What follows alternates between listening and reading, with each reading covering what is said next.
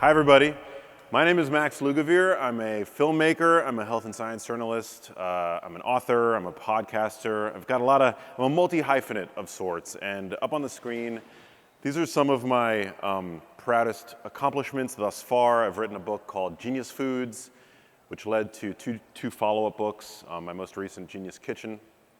I get to do a lot of advocacy on behalf of nutrition science, which I'm super privileged to get to do on shows like The Today Show, The Joe Rogan Experience. I have a podcast that's pretty widely listened to.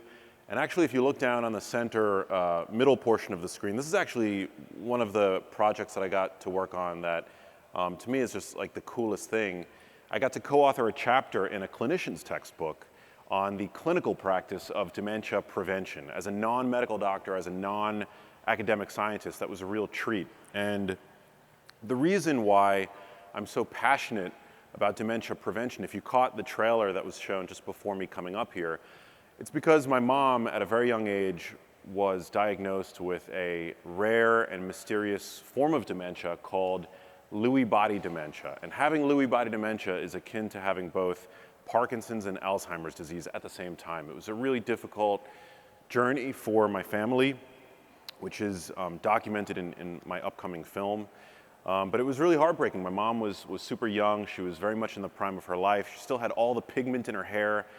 And to see somebody develop this condition that, you know, I hadn't had in my family tree prior to my mom being diagnosed with it, sent me off on this path of discovery to try to understand to the best of my ability why this would have happened to somebody, you know, at the age at which it did. And what I've come to realize is that, you know, in many ways the modern world has mutated, and it's become dramatically different from the world in which our ancestors thrived.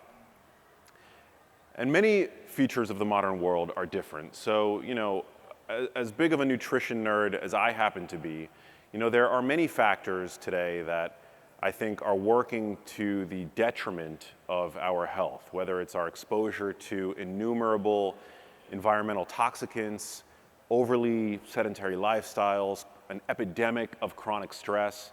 Certainly our nutrition has changed in a significant way. And so that's what I'm going to focus on over the duration of my talk. And I'm going to give you very high-level notes. You know, I love to get granular, but I like to keep things high-level. And we're going to save about 10 minutes afterwards for a Q&A, so you guys can save up your questions and ask me whatever you'd like. Now, certainly when you look at the modern food environment today, things are a bit different. According to a machine learning algorithm, about 73% of the products in your average supermarket are what food scientists refer to as ultra-processed foods. Ultra-processed foods. So these are not simply processed foods. When you slice an apple, you're processing it to some degree, right? But these are ultra-processed foods. What are ultra-processed foods? Well, the term ultra-processed was actually devised out of Latin America by way of a nutrient profiling system known as NOVA. And at a high level, ultra-processed foods are essentially foods that you couldn't make in your own kitchen if you tried. They usually involve ingredients that are not found in a typical kitchen. Ultra-processed foods typically have exceedingly long shelf lives, extensive ingredients lists, and these are the foods that we are now starting to learn from a nutrition standpoint are really at the epidemic, at the foundation, at the epicenter of modern chronic non-communicable disease. And these are the foods that we are now consuming as a source of the bulk of our calories. About 60% of the calories that adults now consume come from these kinds of foods, nutrient-poor, calorie-dense, ultra-processed foods. There's a really compelling photo essay created by a photojournalist, and you can easily find these images on Google. He basically went to families around the US and had them present in a photo their weekly grocery haul. So this is a British family, and Brits are doing slightly better than we are here in the United States. About 50% of the calories that your average Brit consumes comes from these ultra-processed foods. So that's about 10% better than us here in the United States. But this is a week's worth of groceries. You have to take a magnifying glass to find the perishable fresh food, right? I mean, I can see an apple, a few bananas, but ultimately what they're eating on a weekly basis is by and large these kinds of ultra-processed foods, right? This is an American family. Somewhat worse, by about 10%. Now we're now starting to gather real evidence that these kinds of foods are linked to some of our most pressing health concerns. And honestly, when I first started out on this journey about 10 years ago, I don't even think, I think that the term ultra-processed hadn't even been coined yet. This is how new this data is, and it's taken a long time for this to come to light, and I think in part due to the fact that these foods tend to be the most profitable foods in the modern food environment. But whether we're talking about cardiovascular disease, obesity, type 2 diabetes, cancer, and yes, even dementia, these foods are now, research is coming to light showing us that these foods are likely playing a causal role, particularly when we overconsume them. So what is the antidote? Well, for one, of course, it's avoid or at least reduce your consumption of ultra-processed foods. If you do any better than the average today, which again is 60% in the United States of our calories coming from these kinds of foods, I mean, that is a big win. And so you want to prioritize whole foods. Whole foods don't have extensive ingredients lists. They are the ingredients, right? So the foods that tend to be around the perimeter of the supermarket. You want to prioritize protein. And I'm going to get into why protein is such an important macronutrient to focus on in your diet. And you want to prioritize whole plants. I know that that's controversial. There are a lot of people that are, now have adopted these more carnivore-centric approaches to their diets, and I think there's merit to that in certain contexts, of course. But I'm a huge advocate for the consumption of whole plants, and I'll get into why.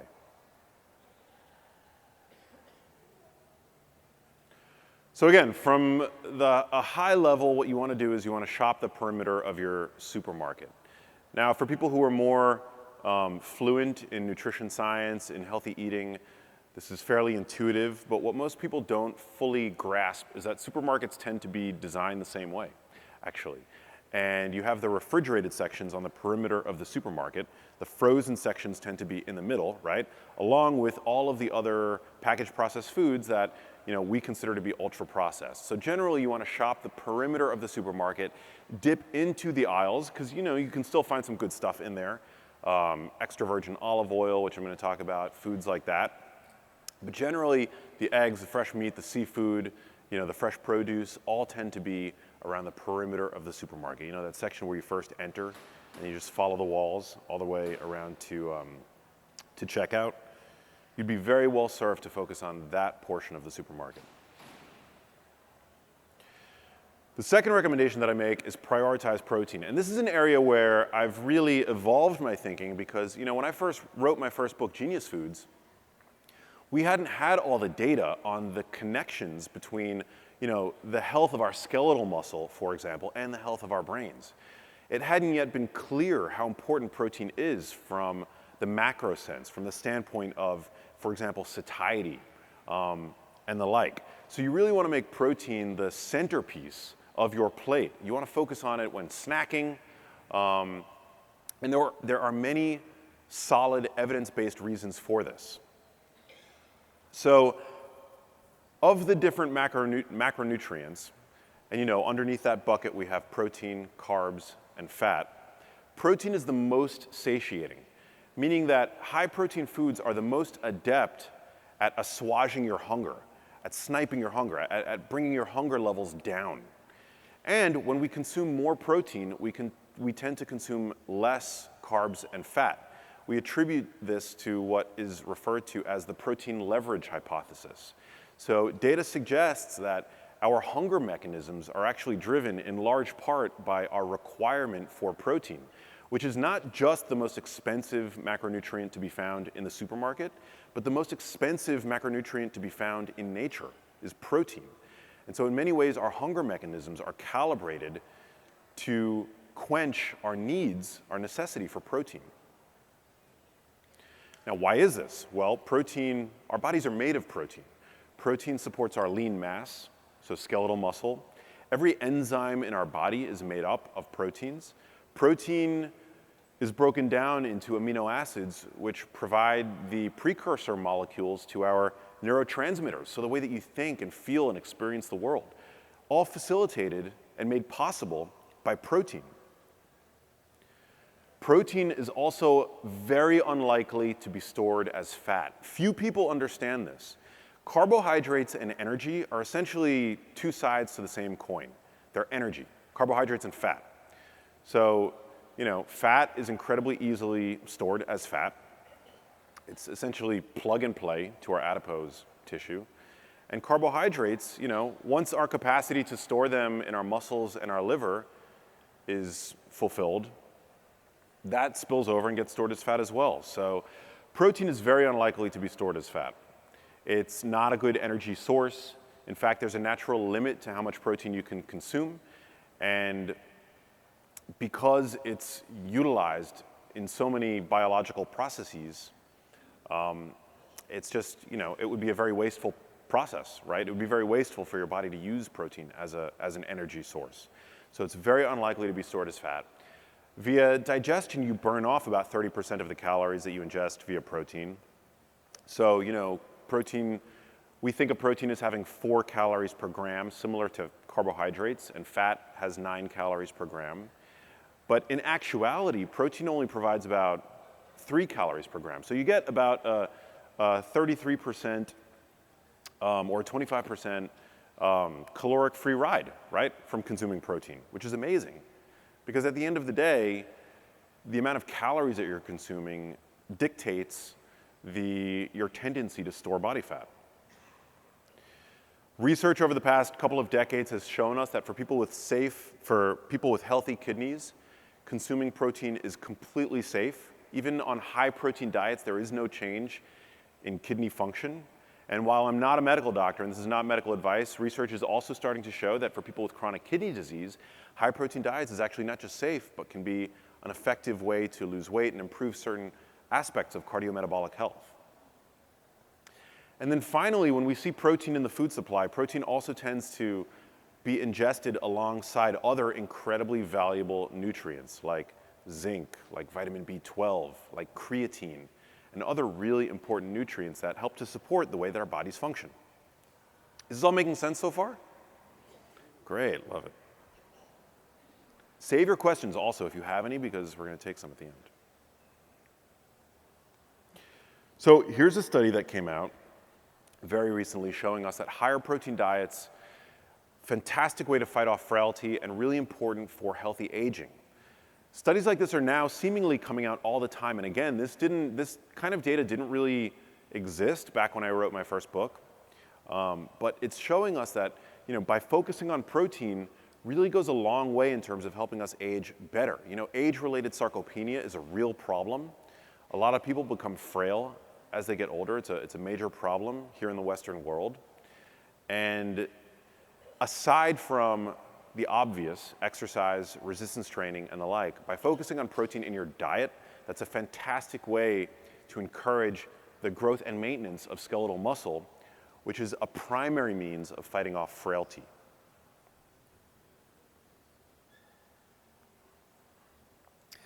This was tweeted by a nutritionist on social media, and I thought it was so well put that it's so much better to overeat protein, even by a little, than to undereat it. Because again, what happens when you undereat protein? Your hunger becomes dysregulated, your hunger levels, right? Your satiety levels. Because again, protein is so satiating. There's essentially no downside to over-consuming protein. Now, one of my favorite protein sources, which I call a genius food, which is not a scientific term, it's a term that I've invented essentially, but a food that I believe to be incredibly beneficial from the standpoint of the brain, which I wrote about extensively in my first book, Genius Foods, were eggs. Even prior to there being really solid data to show us that eggs are essentially beneficial from a brain health standpoint. Obviously there's speculation, there's mechanistic plausibility. Eggs are a very nutrient-dense food. But eggs are incredibly high in a nutrient called choline.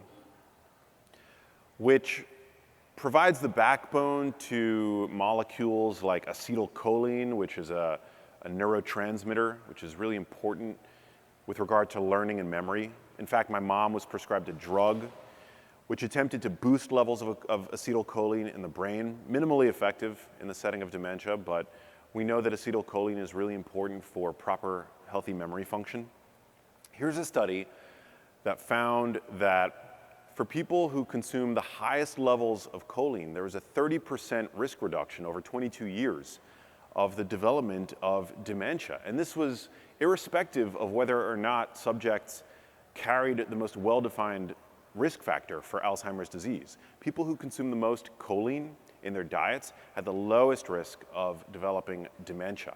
And choline, the number one source of dietary choline, after beef liver, are eggs. One egg provides about 150 milligrams of choline, and yet 90% of adults today do not consume the adequate intake for choline. So you want to really focus on sources of choline in the diet, which all tend to be animal source foods. Plants do contain choline to some degree, but the highest concentration are going to be found in animal source foods, with eggs being number one just after beef liver. And in fact, a study that I just shared yesterday that was published over the past month, 2024 study, which came out in May, found that people who consumed eggs on a frequent basis, on a weekly basis, 1 to 2 or more eggs per week, saw a 50% risk reduction for the development of Alzheimer's disease over a 7-year follow-up. So fantastic brain food, super, super important. Now, how do we determine how much protein we're supposed to consume on a daily basis? Well, the evidence suggests roughly double what the RDA is set at. So 0.7 times your ideal weight in grams per day. So if you are relatively lean, you can use your weight. That's a rough approximation of your lean mass. Multiply your weight by 0.7, and that's how many grams of protein you should be getting every single day, for men and for women, okay? If you are overweight, no shame, you can use your goal weight. Your goal weight is a general, rough and dirty approximation of what your lean mass is. So you can use that, and that's how many grams of protein you want to strive for every single day. So for a 150-pound female, it's about 105 grams of protein per day. For a 200-pound male, it's about 140 grams of protein per day. This is what the evidence suggests is the most optimal, particularly when engaging with a resistance training routine for not just maintaining, but for promoting the growth of lean mass, of lean muscle mass. And this is a fairly easy lift, right? 35 grams of protein per meal for a female. That is not that difficult. I say as a male, of course, but from what I gather. This is a great slide to give you a sense of what 30 grams of protein looks like, right? So generally 1.25 servings of whatever you see on the screen.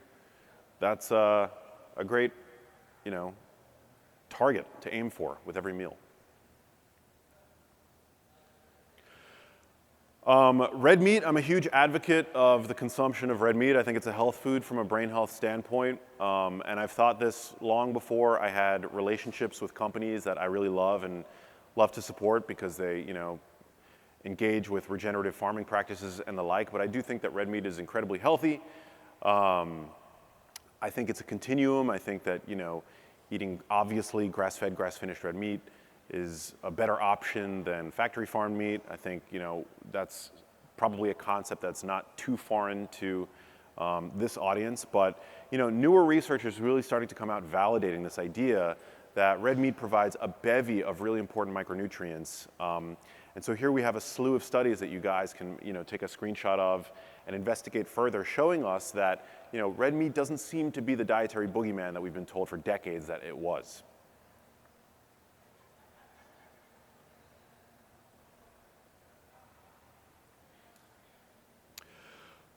Okay, so we've talked a bit about protein. We've talked about some of the nutrients like choline that are found in high protein foods. We talked about why protein is so beneficial. But I also really think it's important to go to bat for produce. fresh, whole plants, primarily dark leafy greens. Now I know this can be a controversial topic. There are all kinds of claims waged against dark leafy greens today, but I think from a brain health standpoint, they have a lot to offer.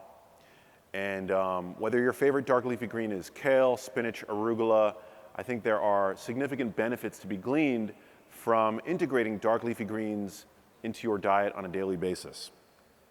So for one, and I think that I really broke the news on this in my first book before anybody else was talking about them, they are one of the top sources of compounds called carotenoids. Now, you may be familiar with beta-carotene, which is, I think, the most famous carotenoid found in sweet potatoes and carrots and things like that, really good for eye health. But we are now starting to see an accumulation of evidence showing us that two other carotenoids, lutein and zeaxanthin, are incredibly beneficial from the standpoint of brain health and eye health. And eyes are an extension of the brain. So eyes are not just a window to the brain, they actually contain neural tissue. And we've known for decades that lutein and zeaxanthin can help prevent a condition called age-related macular degeneration.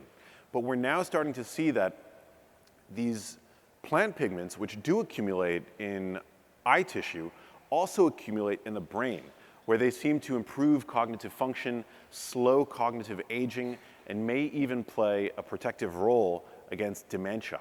And kale is the top dietary source of lutein and zeaxanthin. You get about 24 grams, or milligrams rather, of combined lutein and zeaxanthin in a cup of cooked kale. But whatever your dark leafy green of choice is, it's those pigments in the greens that seem to provide incredible benefit to eye health and to brain health.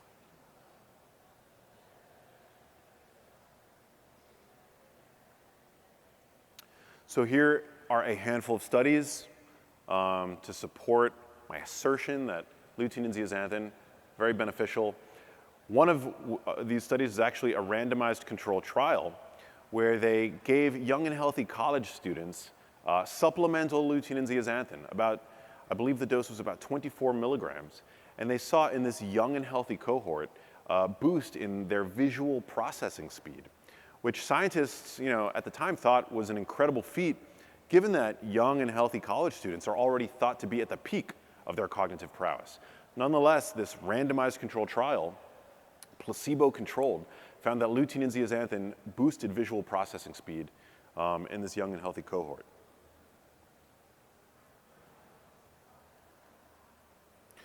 Another important benefit of consuming dark leafy greens and other produce like beets is that they are the top source in the diet of nitrates. Now, nitrates are really important from the standpoint of cardiovascular health. And what's good for cardiovascular health is good for the brain. And when we chew dark leafy greens like romaine lettuce, arugula, bacteria in our mouths get to work converting the nitrates in these foods to nitrite, which then supports what's called the nitric oxide pathway in our body, which helps to reduce blood pressure and increase blood flow. Now, this is crucially important. One of the seminal studies in the field of dementia prevention has shown us that when we manage hypertension or high blood pressure, that is a profoundly protective modifiable risk factor for the development of dementia. So if you have high blood pressure, or even pre-hypertension, by getting your blood pressure back to a healthy level, you're actually greatly reducing your risk for the development of dementia. And eating a bowl of dark leafy greens every day because of this nitric oxide pathway is a great way to support healthy blood pressure, healthy blood flow, etc. So this is that study. It's referred to as the SPRINT Mind trial, which found that an aggressive pharmacologic approach to reduce high blood pressure, so intensive blood pressure control, was in this cohort dramatically reduced risk for the development of probable dementia, so mild cognitive impairment, which is sort of like a form of pre-dementia, which often converts to more advanced forms of cognitive decline. So what the study found was that very simple disease-modifying strategy, right? Reduce your blood pressure, get it to a healthy state, and consuming dark leafy greens is just as effective, as some of these pharmacologic interventions. Now the problem is about 40% of Americans frequently use antiseptic mouthwash. Antiseptic mouthwash indiscriminately destroys the bacteria in your mouths that play a really important role in the synthesis of nitrate from the nitrates in these dark leafy greens. So you're basically negating the ability of dark leafy greens to have a cardioprotective, blood pressure lowering effect by swishing with mouthwash on a frequent basis. And studies actually show that people who frequently use antiseptic mouthwash have a doubling in terms of risk of developing hypertension and a 50% increased risk of developing type 2 diabetes. Now, there needs to be more research. These cohorts weren't particularly healthy to start out with, but mechanistically, the mechanism is there, that by destroying oral bacteria, you're negating the ability of your cardiovascular system of reaping this nitric oxide benefit. So you want to avoid frequent use of antiseptic mouthwash. Medically, acutely, in certain specific circumstances, totally fine. But again, 40% of Americans use this stuff every single day. It's no bueno. When it comes to fats, extra virgin olive oil is the primary oil that should be used in the kitchen. It's the hallmark oil of the Mediterranean dietary pattern. Data is now also starting to strongly support that extra virgin olive oil has a powerful anti-inflammatory effect in the body. The same cannot be said of any other oil that is frequently used today in westernized kitchens. And this is attributed to the fact that, extra virgin olive oil has, aside from its, very favorable fatty acid profile, extra virgin olive oil also contains numerous phytochemicals that have almost a medicinal effect in terms of their ability to quench inflammation in the body. It's also a food that humans have been consuming for hundreds, if not thousands of years. And that's because to make extra virgin olive oil, you simply crush olives. This is not the case with the industrially refined, bleached, and deodorized grain and seed oils, which now saturate the standard American food environment. Now, again, you guys are a very savvy audience, so I'm sure you're familiar with the fact that, we're probably better off reducing our consumption, if not eliminating, these kinds of fats altogether. Fats from, for example, grapeseed oil, canola, corn oil, sunflower oil. Because these oils are so incredibly processed and refined, they are usually damaged. They usually contain a small but significant amount of trans fats, which we know are not beneficial. In fact, they can be quite harmful from the standpoint of cardiovascular health. Meanwhile, extra virgin olive oil is something that humans have been consuming for millennia. And again, it is the hallmark oil of the Mediterranean dietary pattern. Here's a systematic review and meta-analysis showing us. A meta-analysis is considered to be at the top of the evidence hierarchy because it's essentially a study of studies. So it's not just one study, it's a study of many studies where scientists will, systematically aggregate all of the data and quantify the effect size that they see across all of these different forms of studies with different methodologies. It's actually really impressive that they're able to do this. And so meta-analyses are considered to be at the top of the evidence hierarchy. And what we are now starting to see from many studies is that extra virgin olive oil is anti-inflammatory. And conditions like dementia, heart disease, type 2 diabetes, they all have inflammation in common. And insofar as we can modulate inflammation with our diets, that's a really powerful thing. And it seems, at least in the case of extra virgin olive oil, that food can be very powerful medicine.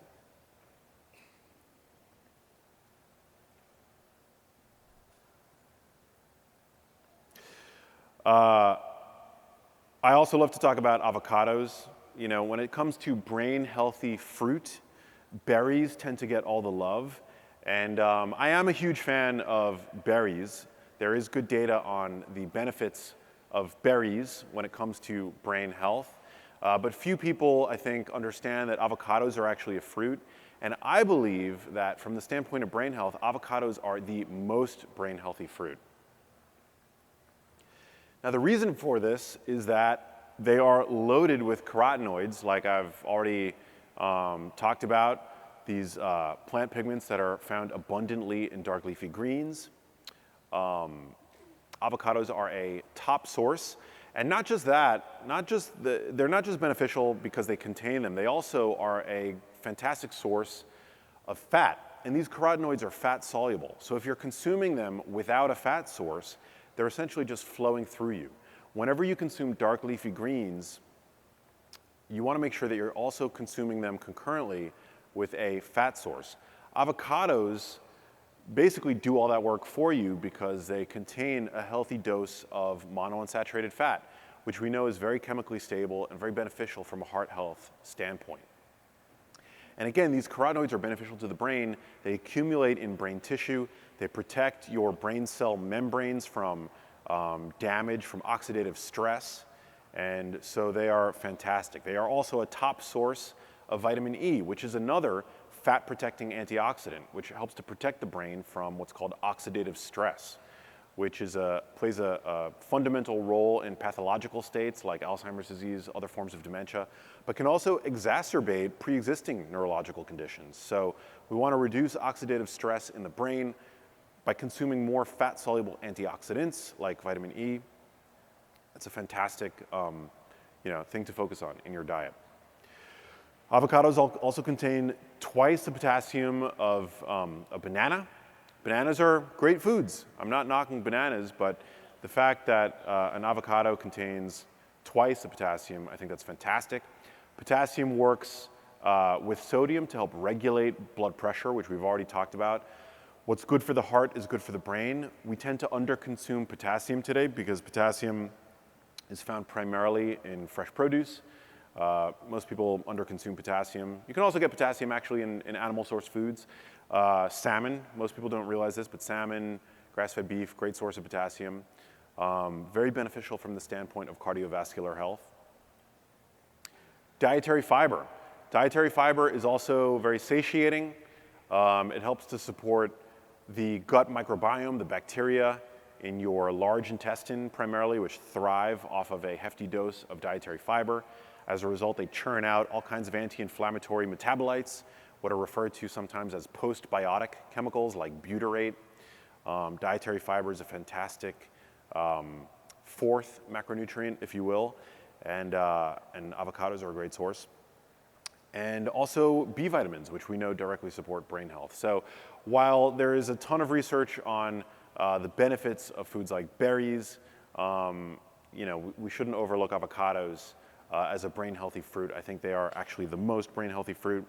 There are studies that show that people who consume more avocados on a daily basis as compared to non-consumers seem to have better cognition. I think that's a really cool data point. Data is now starting to come out showing us that avocados as a food might actually help play a role in preventing dementia and associated conditions. So you never know. An avocado a day might keep the neurologist away.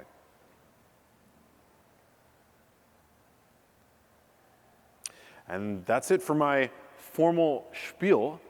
I'd love to open up the floor for questions. I love taking questions. Thank you, guys.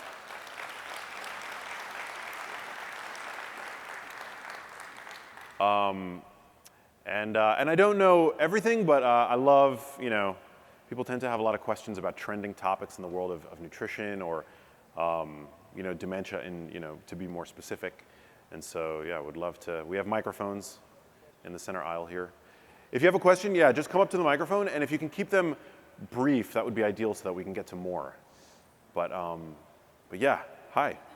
Hi, my name is Kate. I was just wondering, because I recently started a podcast and was kind of wanting to break into this space. Cool. How you feel like you can best build credibility in this world in comparison alongside like actual doctors as a journalist and really become established where you're not just interviewing people, but you also have a voice like you have? That's a great question, and it's a different question. Thank you for that.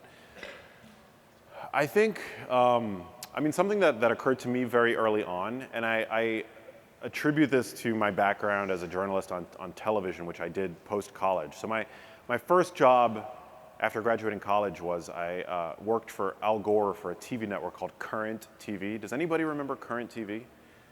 A small handful. Okay, so I was one of the main hosts and journalists for this TV channel.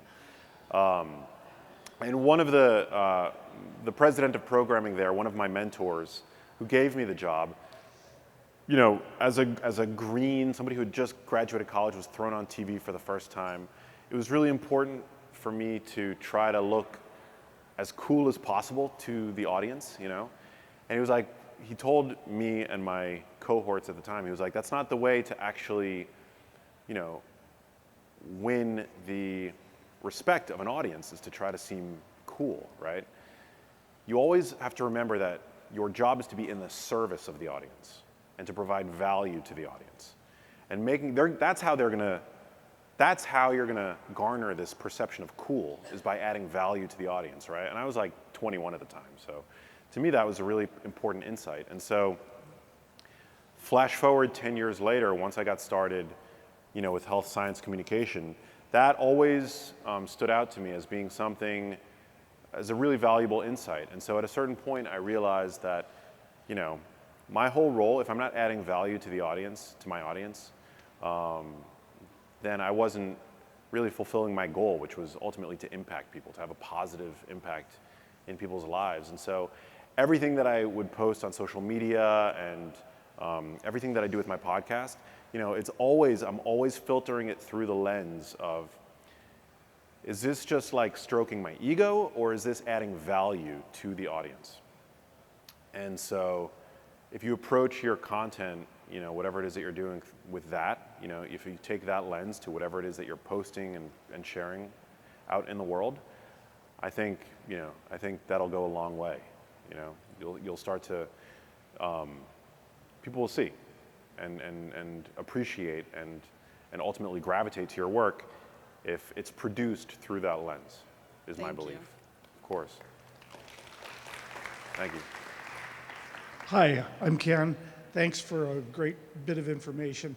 My question relates to multivitamins, and if one follows the type of information that you've provided here in dietary makeup, is there a need for multivitamins? How do you balance that out? Yeah, so that's a great question. There was actually very recently a study that found that a simple multivitamin delayed cognitive aging by 1 to 2 years. And this was a meta-analysis of multiple randomized controlled trials. I think it was called the Cosmos study. But that's confounded by the fact that older adults, the cohort in which this multivitamin was given, they tend to underconsume nutrient-dense foods. So older adults tend to underconsume protein and the like. So, you know, for somebody who's not on the most nutrient-dense diet, a multivitamin can actually be a very powerful potential form of nutritional insurance. So, you know, and it's very unlikely to do harm. So in general, as a result of this study, I am a fan of multivitamins. I think a multivitamin could be a great strategy. But, you know, I think it's unlikely to be, the magnitude of an effect is, I think, the degree to which it can help is probably mediated by how nutrient dense a person's diet is. So I think that by following, you know, particularly in old age, these kinds of, you know, this type of dietary strategy, focusing on protein, I think that would go a really long way. You know, but yeah, multivitamins I think are great. And the multivitamin in this study that I think was used was like not even a very good one. It was like Centrum or something like that. So just goes to show you that simple things can, you know, have a big impact ultimately. Thank you for that question. Just want to say thank you so much for your work. My question is, if you know of a specific bacteria or the probiotic that you could repopulate the oral bacteria in your mouth to make more Yeah. nitric oxide. Yeah. That's a good question. I'm not really sure, actually. I know that Prevotella bacteria are primarily the species that are most closely associated with this nitrate production. But similar to studies on the gut microbiome, it seems that the best way to encourage a healthy gut bacteria population is to consume more fermented foods and the substrates to feed healthy bacteria.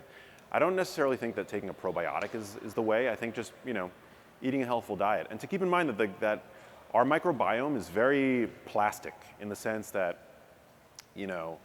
it's very responsive to like dietary change, and so I wouldn't worry too much about antiseptic mouthwash use in the past. I would just eat a healthful diet and be confident that that bacteria will repopulate itself naturally over time. Thank you for that. Hey, Max. Lindsay O'Neill. Met you last night. How you doing? So happy you provided so much value. I have a very important question, though. As a Harvard-certified culinary medicine chef myself, I eat just like this, but it took me almost a decade to figure out what specific brands. So I go around the perimeter of the grocery store. Not all eggs are the same. Not all dark leafy greens are the same. So how do you ensure that you're eating the right brands and that you're getting something that's organic and doesn't have tons of chemicals? Yeah, that's a good question. Maybe I have a different perspective than other speakers, at this event this weekend. Because I've been very privileged in the sense that I've gotten to go on, major TV shows and reach the heartland of America where people, many still live in food deserts and the like. I think it's really important to not let perfect be the enemy of the good, and that's why for that reason I'm brand agnostic, and I think that if you can't afford a pastured egg, a conventional egg is just as good for the sake of long-term health. I mean, yes, there are small benefits nutritionally. I try to bring grass-fed beef, exclusively into my house. But I also I eat in the nature of my life, I travel a lot and I eat in restaurants, and I don't know where the meat or eggs come from, in those environments. So, but that being said, there are still much better options than their ultra-processed alternatives. So I'm brand agnostic. I try to buy the best that I can afford. I always have.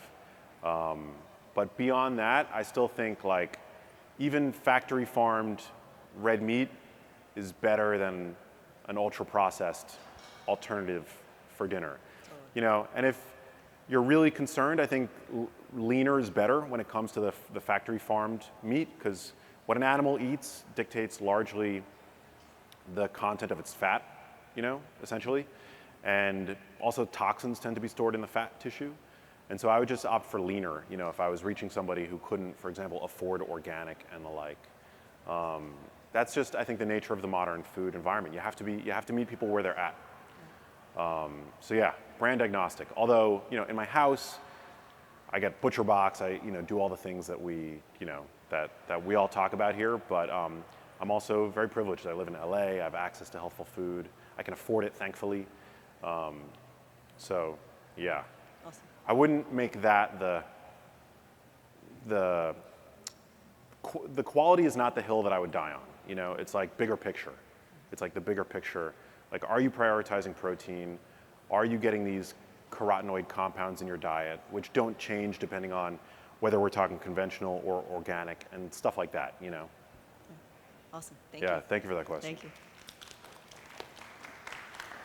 Good morning. I'm so looking forward to seeing your film, and thank you for all your hard work, and I'm sorry for your loss. Thank you. I'm from the Bahamas, and I would love for you to come and show it when you get the opportunity. I can set that up. But my question is, in terms of olive oil, love olive oil. Should I be shooting it, and can I cook with it? Yeah, you can cook with it. It's I heard that it was just not good at high temperatures, so I'm usually using avocado oil. No, so it's a myth that you can't cook with it, and part of the reason why it's such a good cooking oil is that it's first of all, it's got a very chemically stable fatty acid profile, so it's about 85% monounsaturated fat, which is very chemically stable, and about 15% saturated fat, which is the most chemically stable. So that in and of itself, I mean, it's already got a better fatty acid profile than even avocado oil, which is marketed as a high heat cooking oil, right? Because it's got a higher proportion of saturated fat. But it's the presence of those antioxidant chemicals that protect the fat through the heating process. Okay. So I wouldn't, it doesn't have the highest smoke point, which by the way is a culinary concern, not so much a concern of chemical stability. Smoke point is due to solids in the oil that might burn at higher temperatures. So it doesn't have the highest smoke point, but it's a very chemically stable oil to cook with. And in fact, if you look at, we've been cooking with it for millennia. If you go to the Mediterranean region of the world, they're using it to cook with. They're using it as a sauce, they're using it in their pans. So it's great. I mean, in general, I wouldn't use too much oil to cook anything, but it's totally fine as a cooking oil, particularly at low to medium temperatures. Awesome. Thank you. Thank you for that. Hi, I just wonder if you have in your research done any research on the bioavailability of nutrients and plant materials, and also any research on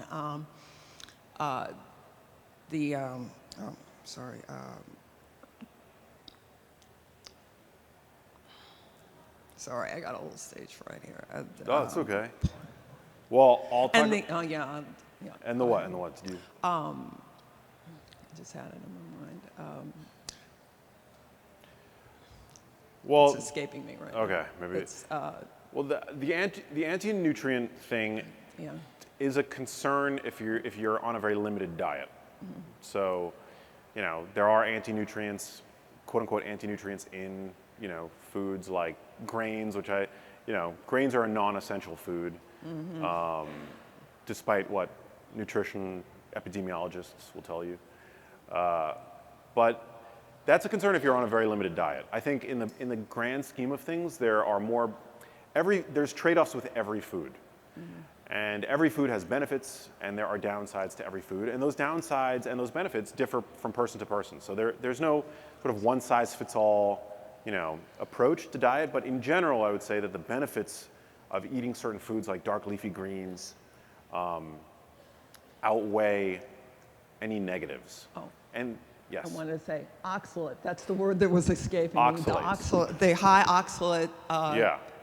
count in foods like sweet potatoes, spinach, especially nuts. I think Have you if done any you're research on that? Yes.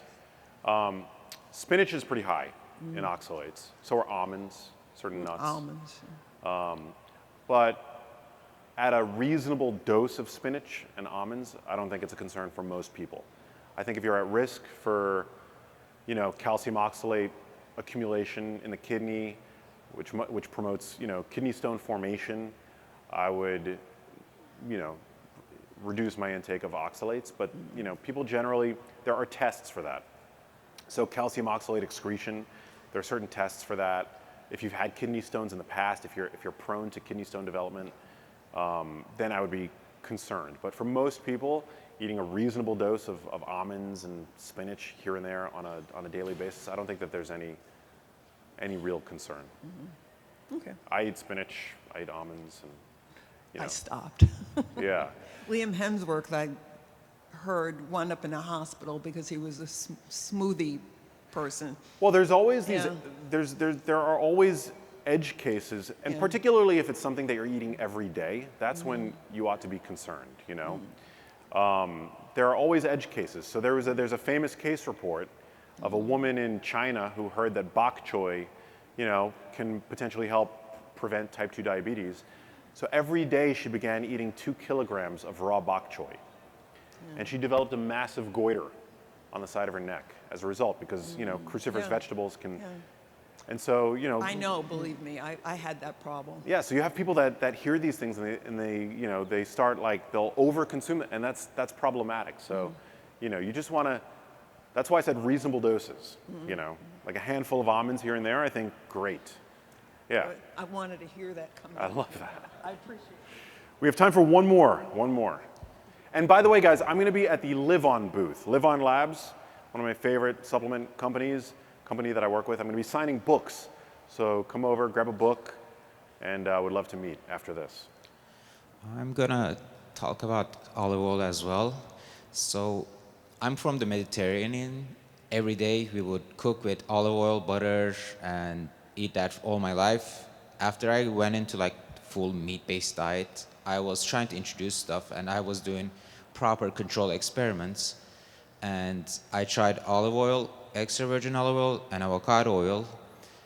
And avocado oil, I would get no subjective or objective differences. And by objective, I mean I'm measuring my HRV and resting heart rates. If I'm using olive oil, I would feel a bit bad, and I would have some changes on my data, that is negatively. And if I'm using extra virgin olive oil to cook, by the way, not normally, not raw. Raw. If I'm using extra virgin olive oil, I will feel more bad, and my data would go negatively a bit more. Unlike canola oil, if I do that, I feel shitty, and all my stats will just like crash, and it wouldn't recover for 2 weeks. So I wanna ask, what's going on here? Do you have any idea what is happening? Yeah. Well, I'm not sure. There's a chance that you might be reacting with certain phytochemicals in the olive oil. But beyond that, I'm not really sure. I'm not sure that you would have an acute impact on your HRV, as a result of oil. It's reproducibly has an effect. You saw it? Yeah, that I'm not sure. If anything, I would assume that chronic over the long term that these fats would be, would promote a healthy HRV, but I don't know. That's interesting. If I'm eating Interesting it anecdote. without cooking, it's perfectly fine. So maybe do you like the super high temperatures, or it's possible that maybe you were damaging the oil to some degree and it was having an effect? Possibly. A lot of olive oils are adulterated. I don't know if you tried different brands. I try good brands. I know yeah. good brand olive oils. Yeah, Italian. something to look into. I'm not Yes. sure. And Yeah. you haven't mentioned coconut oil, right? Yeah, coconut oil, I think there is interesting data on a fraction of the coconut oil, medium chain triglycerides. There's interesting, research on the utility of medium chain triglycerides in the setting of dementia and Alzheimer's disease. But as a preventative fat, I don't think that there's any real necessity to consuming it on a regular basis. I think it provides some value, I think topically maybe, but it's a nutrient poor fat. There's not a ton of data on it, unlike extra virgin olive oil. So it's not an oil that I use with any regularity. Okay, thank you. Thank you for that question. Thank you, everybody. I'm going to be at the Live On booth, so come say hi. Let's take some photos, sign some books. Would love to meet you all. Thank you for being here.